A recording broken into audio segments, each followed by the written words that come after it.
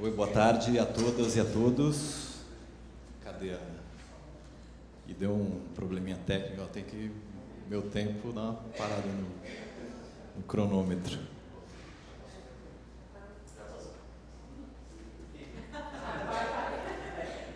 Bom, de novo, boa tarde a todas e a todos. Queria agradecer o convite aos organizadores, em nome do Renato Cimbalista, professor Renato Cimbalista. E eu vou apresentar aqui uma política de locação social, né? A ideia é ver como que uma política pública poderia eventualmente dialogar com os processos de gentrificação. E aí, enfim, por meu histórico eu sou economista, né, de formação, a ideia é ter um enfoque mais econômico para essa política de locação social, enfim, o início de um trabalho de pesquisa, né? Estou iniciando um doutorado na FAUSP, na área de planejamento urbano e regional, e aí eu vou mostrar um pouco de um método analítico que eu estou propondo aqui para fazer essas análises, né? Que um sumário rápido, a gentrificação no século XXI no Brasil, né, as prováveis causas, uma ideia um pouco do cálculo imobiliário involutivo, aí o método analítico que eu falei, alguns estudos de caso, né, que aí na proposta que eu mandei um dos pareceristas sugeriram, acatei, acho que seria interessante para ilustrar aqui a minha apresentação e as considerações finais. Bom, um pouco aí da parte conceitual, estou aqui mencionando alguns estudos, claro que não de forma exaustiva, tem muita gente que tem estudado a gentrificação no mundo, né? Citando talvez a Ruth Glass, que começou a analisar esse processo em Londres, ainda de uma forma muito pequena, né, com os gentry, né, que tem uma questão de classe aí embutida, né, o pessoal, a classe média indo e conseguindo, fazendo um processo de expulsão das famílias em regiões centrais.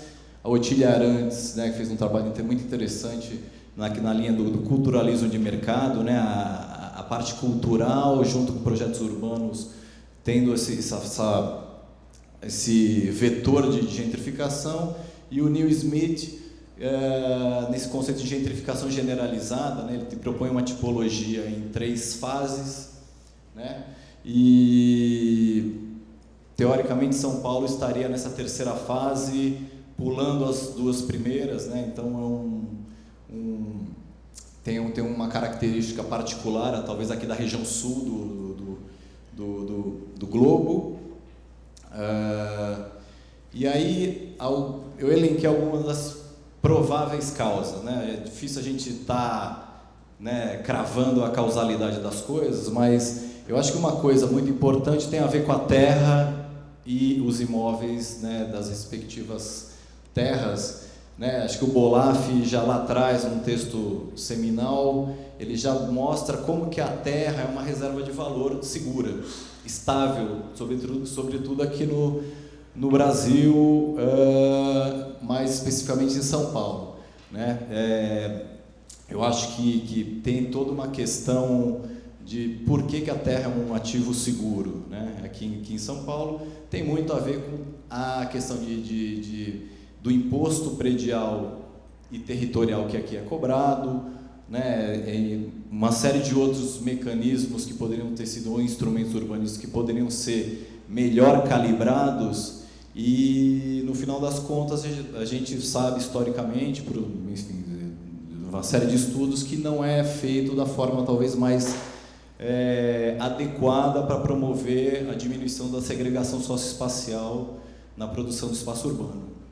Aqui no território, depois a gente pode voltar um pouco a esse ponto específico, e eu acho que muito também é interessante a gente entender a questão da terra, né, que é a matéria-prima principal para produção imobiliária e habitacional, né, pública, né, como uma questão para a gente talvez estimular, pensar em outros formatos, e acho que a locação é um pouco isso, já começa um primeiro embate, né? A questão da casa, da propriedade privada, né? A venda do imóvel ou da locação, né? Aqui no Brasil, nós temos a questão né, o sonho da casa própria, né? Tem toda uma questão cultural e histórica versus a questão da locação e no final das contas, né, uma grande parte da cidade é constituída das pessoas que moram aqui em São Paulo ou nas cidades brasileiras, elas são inquilinas, elas são locatárias já, né? Tem uma questão da financiarização, né? Hoje em dia, e aí dialogando um pouco com a terceira fase que o Neil Smith propõe na sua tipologia de gentrificação, a questão da financiarização. Hoje o mundo ele é quase um sonho em termos de mobilidade do capital. Então, inúmeros fundos que trabalham na Europa, eles vêm para cá, para o Brasil, ou estão em Abu Dhabi, enfim, é uma mobilidade muito grande. E a mesma coisa, talvez, as incorporadoras, né?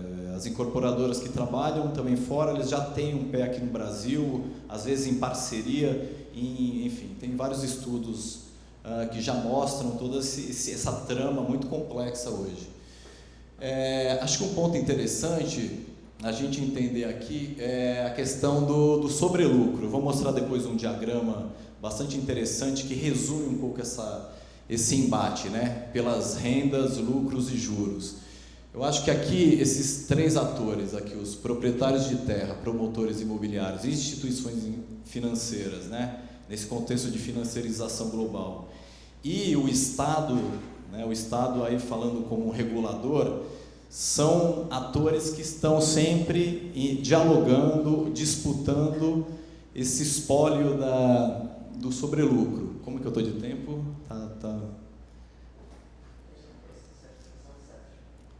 Então, aqui tem uma disputa muito interessante, né, na produção do espaço urbano e nos processos de gentrificação.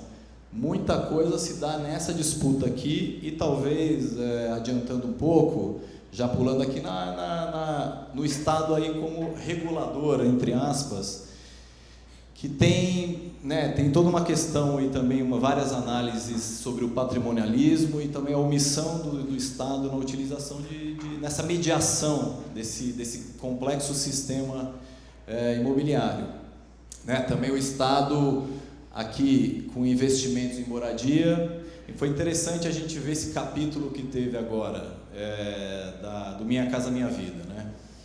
Foram investidos alguns bilhões na questão da moradia e a gente, de forma surpreendente, viu o déficit habitacional aumentar. Claro que tem um debate enorme sobre até mesmo o conceito de déficit habitacional, acho que não vem ao caso falar disso agora, não é o propósito desse painel, mas isso é um ponto bastante interessante, né? Por que se deu esse aumento do déficit? Claro que tem toda uma questão econômica por trás, né, do desemprego, do ônus com aluguel, que, né, as famílias, quando elas ficam desempregadas, o ônus com aluguel naturalmente aumenta muito, né?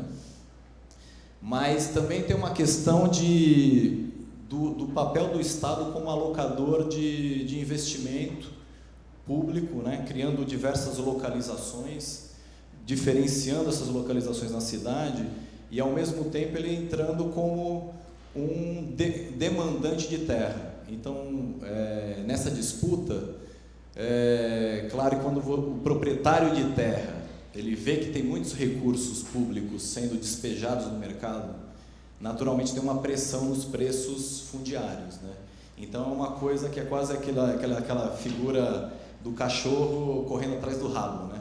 Você acaba investindo, mas o preço da terra aumenta, processos especulativos se dão, então tem muito dessa dinâmica de ter estratégias mais inteligentes na aquisição de terras, na alocação dos recursos públicos, e você tem estratégias de antecipação, né, para criar um banco de terras públicos para produzir moradia ou equipamentos públicos, né? E, enfim, tem uma questão muito, acho que talvez bastante política, né, assim, de vontade política, ao invés de talvez falta de meios técnicos para você conseguir atingir seus meios na questão de atenuar a segregação socioespacial na cidade. Aqui tem um diagrama bastante interessante que eu mostro, que ajuda um pouco a gente visualizar isso, né? Eu gosto bastante desse diagrama, achei ele muito interessante porque ele é simples e ele mostra um pouco, isso aí foi feito num livro do Topalov em 1979, né? Eu acabei traduzindo aqui, ele tem em espanhol, mas aqui mostra um pouco como que se dá o preço, aqui em cima, o preço de mercadoria imobiliária, ou talvez no jargão, talvez dos incorporadores no mercado privado, o valor geral de vendas. Então, por exemplo, nesse caso aqui, no embate entre o terrenista, o preço do terreno, né, está aqui representado pelo preço do terreno, e o lucro mínimo do promotor imobiliário, ou o incorporador, né? Então, assim, o incorporador, ele entra propõe um projeto, né, comprar um terreno, fazer um prédio e depois vender no mercado imobiliário, pensando em ter um lucro mínimo, certo? Isso aí acho que é nada mais do que óbvio, todo mundo sabe desse processo. E tem uma negociação entre o preço do terreno, que é do terrenista, vamos dizer assim, e o incorporador, né? O incorporador querendo comprar esse terreno e o terrenista não querendo tirar o máximo do lucro possível, que aí está muito representado nessa questão do sobrelucro do promotor, né? Daí você pergunta, pô, mas se ele já tem um lucro mínimo, por que ele precisaria desse sobrelucro do promotor? Enfim, isso aí nada mais do que a dinâmica natural do capitalismo, né? Infelizmente, você tem um processo de acumulação do capital. Aqui também poderia ser, não está representado, mas a questão também de juros também, e aí a gente está falando das instituições financeiras. Então, tudo que eu falei aqui na questão dessa captura pelas rendas, lucros e juros desses três agentes, de forma, claro, simplificada, você tem aqui representado nesse diagrama. Eu trabalhei... Eu fui coordenador de estudos econômicos na São Paulo Urbanismo durante a revisão do plano diretor, e isso em 2013, 14, e a gente tinha, aí pensando um pouco do lado do Estado, que talvez seria o papel do regulador desse sistema. Porque senão, assim, você vai estar vendo que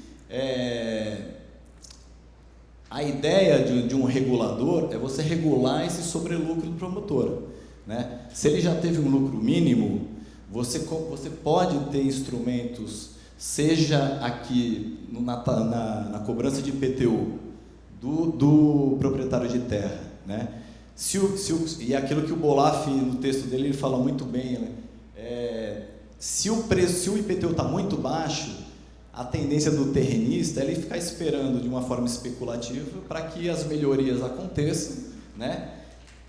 Tem uma estação de metrô ou outros equipamentos que o próprio poder público faz para o preço da terra aumentar e ele vende mais caro. Só que, na verdade, a gente está repassando um recurso público para o setor privado, né?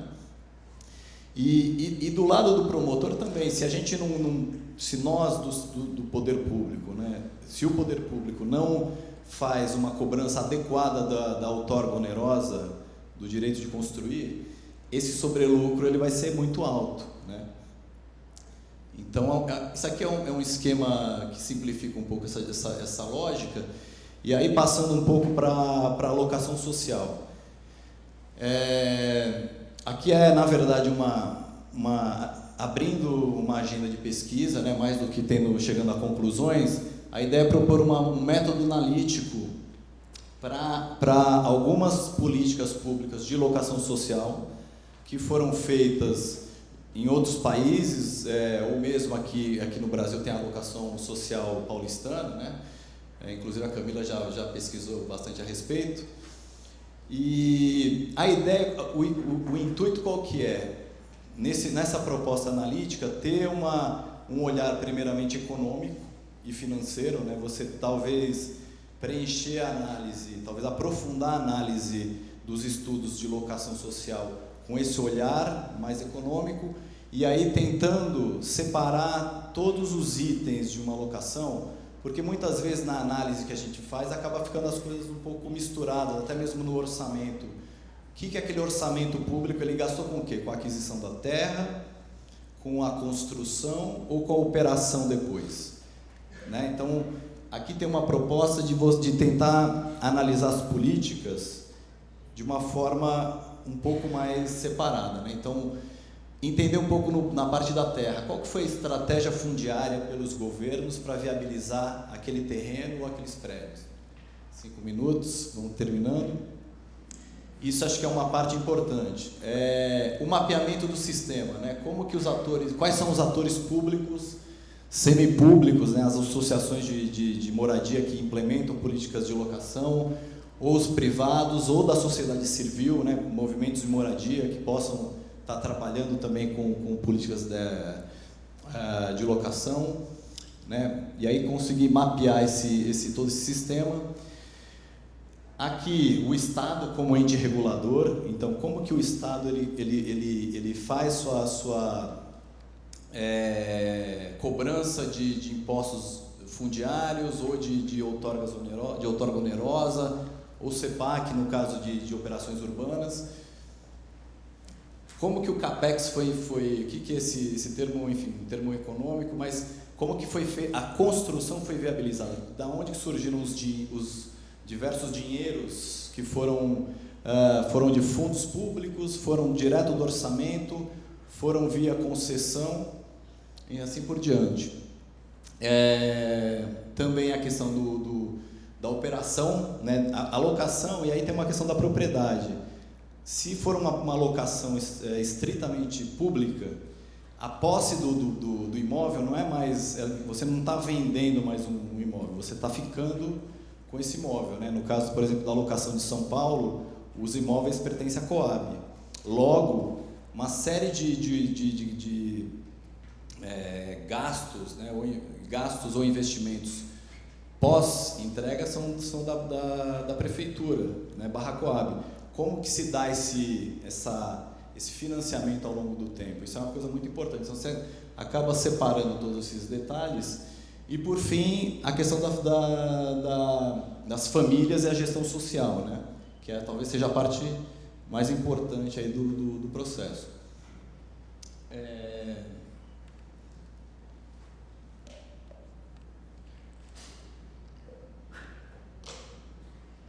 Aqui, alguns casos que aí no meu artigo eu passei mais para ilustrar. A ideia é, usando aquela metodologia analítica, a ideia é conduzir um estudo amplo e utilizando cada política de diversos países, né, para entender como que se deram cada uma daquelas fases. Então, a gente vê que hoje, talvez num processo, acho que no pós-guerra, principalmente na Europa, você teve um parque de locação social bastante amplo, público, e aí eu digo público de posse do Estado, carregando essas locações, essas habitações ao longo do tempo. E houve, acho que talvez dos anos 80 para cá, talvez nesse processo mais neoliberal, uma gradativa privatização. Então, por exemplo, na Holanda, tinha um parque público nas mãos do Estado e dos últimos anos ela foi gradativamente sendo passada para associações de habitação, que é uma instituição semipública que existe lá. Então, você tira a propriedade do Estado, então ela deixa de ser pública e transfere isso para uma entidade, por exemplo, né? Então, existem vários modelos. Acho que o caso paulistano de locação social é um caso inteiramente estatal, está na mão do poder público, né? Diretamente, claro que na administração indireta, a Coab é da administração indireta, não é da administração direta, não está na Secretaria de Habitação, mas ela é integralmente pública. e outros modelos que talvez dialogam mais com a questão de concessão administrativa, né? Você transferindo para o privado conduzir a entrega da moradia para as famílias, né? Também agora aqui a PPP de habitação acabou de ser lançada, enfim, estava analisando agora, o edital está público, acho que parece que são 12 lotes, eu até queria mostrar aqui um slide. Aqui não é locação, mas são outras políticas que mostram como que você está passando aqui um ativo, né, terrenos públicos, para o setor privado. Então, a questão talvez da gente debater depois na discussão aqui, por exemplo, a composição aqui que eu vi, que eu fiquei um pouco surpreso.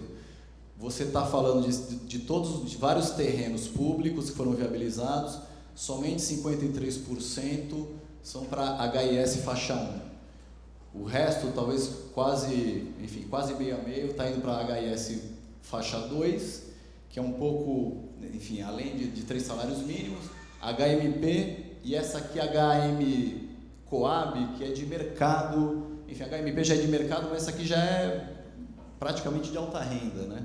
Então, é algo a se debater para entender se essa composição aqui, esse tipo de modelo é algo interessante para a cidade, né? Então, tem aqui um pouco a questão do modelo talvez de concessão administrativa, ou as mais comumente conhecidas como PPP, tem uma dicotomia, né, nessa história, a moradia acessível versus um bom investimento. Estou terminando aqui, mas assim, você tem um problema nisso daí. Uma moradia, para ser um bom investimento, é difícil que uma política pública seja acessível, e aí acessível falando de famílias de 0 a 3 salários mínimos, né? Eu acho que a gente tem errado muito nas políticas públicas por